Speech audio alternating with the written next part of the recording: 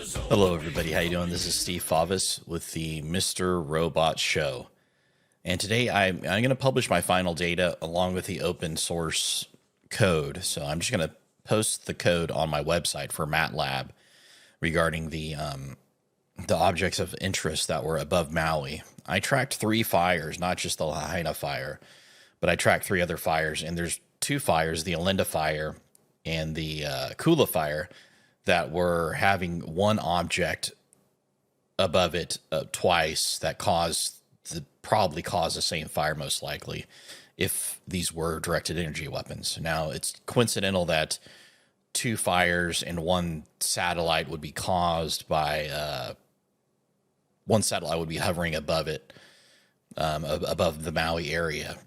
So again, there's 2 objects here. I'm going to post the figures and, of course, my source code.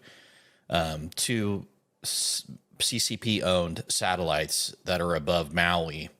One of them caused the Kula fire, and again, another one caused the Olinda fire, and it's the same object above at the same time.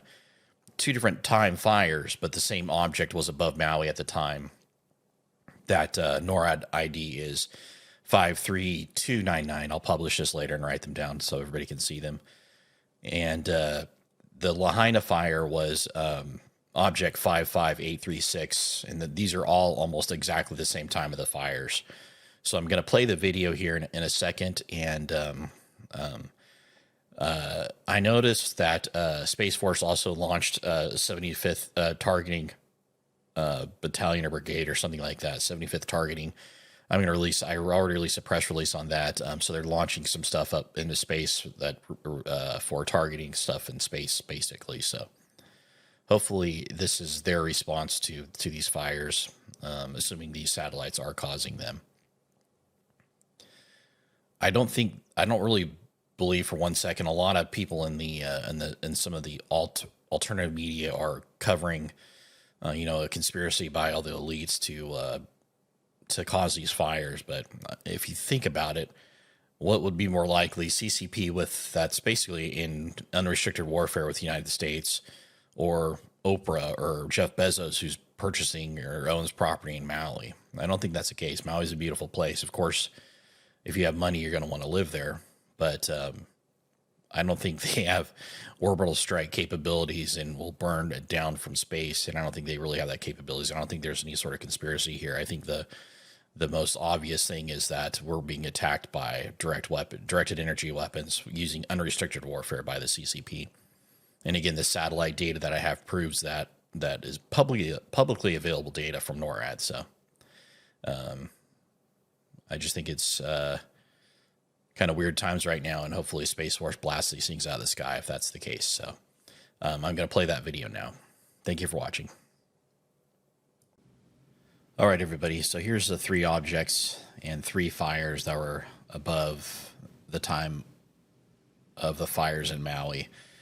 I decided to track 3 fires because they were about close to the same time, and all I'm doing is tracking CCP objects or PLA objects or satellites that are above the time of the fires that are tracked by NORAD. Again, this is publicly available data. NORAD is tracking it. The TLE files or the telemetry data is here as far as the satellites, and you can back propagate them based upon the publicly available data. So the first object that comes of interest, and I'm going to show you the 3 fires that are pretty much happening there. The first one, Fire 1, was called the Olinda fire and that happened at about 10:47 p.m. on August 7th, and I had to convert this to UTC time, okay?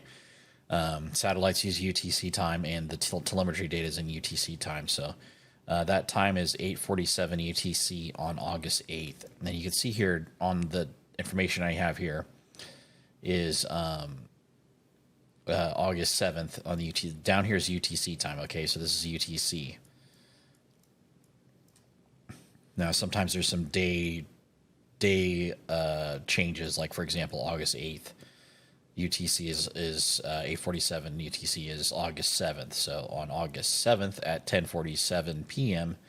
is actually August 8th, 8:47 p.m. UTC. So the first object I'll track here, I'll backtrack it a little bit. I'll turn my pin off and I'll backtrack a little bit. Look at this object 53299. I'm gonna replay a little bit. Look at the and pay attention to the time. Okay, so when I play it back, I'm gonna rewind it a little bit. This is going backwards, and again, this fire was at 8:47, and now we're traversing through the time it was going through. That's going backwards. So this is 8:44 now, and again, this is Hawaii here. Okay, I'll put that in the pin. This is Hawaii. Okay. Hawaii's right there. Okay. So I'll play this now, and we'll see what kind of how I'll play it in real time to see how much time it has to discharge a potential energy weapon. Again, I can't prove that these were energy weapons, but there's enough information here to deduce that something was above Maui at the time of fire. So I'll play this right now. This is going about 0.3 percent faster than real time. See how much time it has to pass over. And I'm going to accelerate it a little bit. So again, this is the time of the fires. And you can see there's a clear shot here, direct line of sight from the satellite that's in orbit. So I'll accelerate a little bit just see how that past 8:47 is about right about the pinnacles of it, right about there, the 8:47. And you can see it has enough angle to do a fire, especially the direction the mountains are facing. So again, NORAD CAT ID 53299 is a suspect for potentially having a weapon on it. What's even more interesting is there's two more objects here from the same ID that have this that caused two different fires at two different times, but they're the same satellite object. And I track them here. So let's go to the next fire, which is actually the Lahaina fire, the big one, the one that was disastrous and killed a lot of people. So this is at 1637 UTC, which was 6:37 a.m. in the morning on August 8th, basically. So again, converting Hawaii time to UTC time, it looks like it's about 1637, basically. So 1637, let's traverse to that time. So that's August 8th, 1637 UTC. So watch the timer now. So I'm going to speed through the timeline here. These are all objects I'm tracking. August 8th. And let's go to 16. We're at 14, 15, 16, 37 UTC. And there's an object above there already. So I'm going to slow this down a little bit. And change the angle just so you can see the 3D angle. You can see there's a direct line of sight there. I'll play this, and this is 1646. 1637 was when it was reported. 1637 going back. And we're going backwards through time. Actually, this is the more accurate one. I was tracking the wrong one. 1637, about right there. So this is a NORAD CAT ID 55836. You see that's right above Maui area right here. Directly above it, 1633 basically. And I'll play it in real time just so you can see how slow the pass is over it. So here it is going almost a little 3% faster. So you can see how much time it has to discharge a potential energy weapon. That's how fast it's going when it's orbiting above. A little bit 3% faster. It's hard to dial this in with a GUI at 0%. So you can see how much time it has to discharge an energy weapon, basically. High orbit, but again, CCP is maybe ahead of the United States as far as energy weapons, and they're zapping it petawatts inside the laboratory on something the size of a table. So this is a high object, obviously, but with a gigawatt laser, I'm pretty sure it's possible to ignite fire from space, from these heights, basically. So you can look up the altitudes on these on the NORAD site. If you track this one, 55836. And we'll go to the next object, which is this one right here.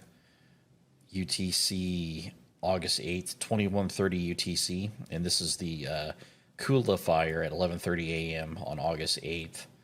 And that converts to August 8th, 2130 UTC. So let's go to August 8th at 2130 UTC. 21. 2130. So there's one object that passed over there. That's it right there. This is object 53299, unknown payload, CCP, and it was launched within the time frame of it being around the fires, basically. So there was a lot of objects launched afterwards, and there's CCP is continually launching more objects, basically. So here it is right here, 2137. So we'll play it at 2137, playing forward. We'll play a little faster, 2137. See it passing over there, and that is the Kula fire at 11:30 a.m. So there's 3 objects, 3 fires, and you can see they line up perfectly using publicly available telemetry data from satellites. Okay, so you can see there's a clear line of sight for these 3 objects. Again, 2 of the objects that passed over potentially caused, or one of the objects potentially caused 2 fires. Again, that 53299 potentially caused two different fires. So there's enough information here to show that there was something hovering above or flying above satellites that were flying above Maui at the time of the fires. Hopefully, Space Force is responding. And again, this is probably all classified and like secret stuff because of national security. I don't think people want to know that that there's space-based lasers that are zapping people from the ground, basically. So please try to share this video. You know, I tried contacting people in alternative media or whatnot, but they're just ignoring me. I don't know why. Just share the video as much as you can. You can follow me on Gab Social and True Social at Subvertio. That's at SUBVERTIO. And the satellite data and open source code, along with the potential power of these lasers. Again, I recalculated the potential energy the capacitors could of weight that China could launch with a March 5 lineup of rockets, and they're I grossly undercalculated the amount of energy that's available for launch capabilities for the payloads that they can launch, which is like 44 tons or something like that. And with the amount of energy in capacitors, you don't need chemical lasers. People keep on saying chemical lasers. Again, this is again CCP propaganda on the bots or whatever. They keep on telling me, oh, your math is wrong. You have